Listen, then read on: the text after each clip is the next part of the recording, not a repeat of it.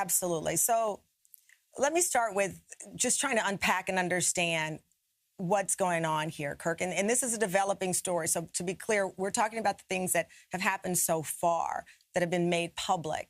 Your 32-year-old son, Kerrion, posted a video of an exchange between the two of you. It was clearly very heated. It was a phone call, and it contained profanity and anger. Let me play some of it. Get him back out the way before I put my foot in your. I dare you. I dare you. I dare you. I dare you. I'm old. I will break your neck, nigga.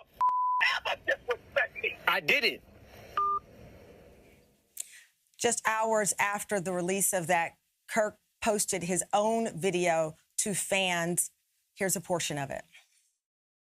Recently, my son and I had an argument that he chose to record. I felt extremely disrespected in that conversation, and I lost my temper. And I said words that are not appropriate. And I'm sincerely sorry to all of you. I sincerely apologize. I want you to know as a father that during that conversation, I called the family therapist and got that therapist on the phone to try to help. He never played that part of the recording.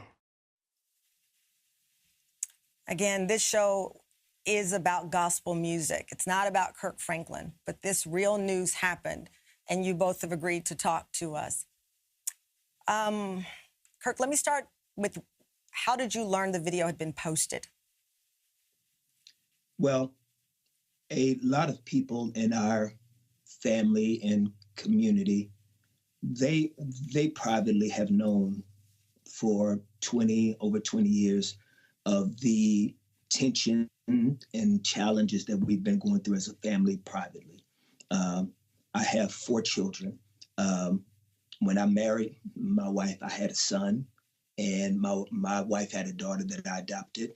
And so my oldest son and my bonus daughter, who's really my daughter, we raised them together, and we have a great relationship with my oldest son's mother. Her name is Sean Ewing. She's an incredible woman. And early on, Tammy, Sean, and myself, we started to realize that there needed to be some deeper help with things that was happening with our son. And so around when he was a teenager, we started him in therapy and counseling, and we've had him in and out of counseling and therapy for over 20 years.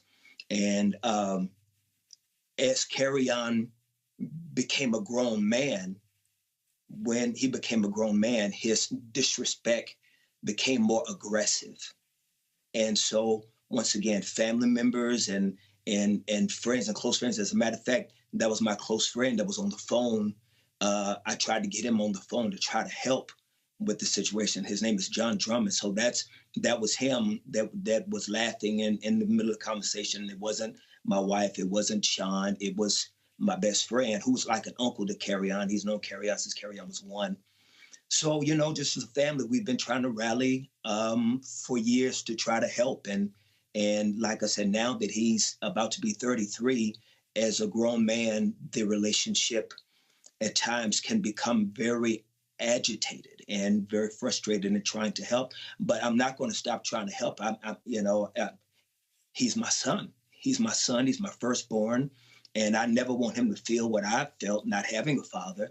So even though it gets tense and tight, when he calls from time to time, I will answer his call, even though I expect it to sometimes kind of derail.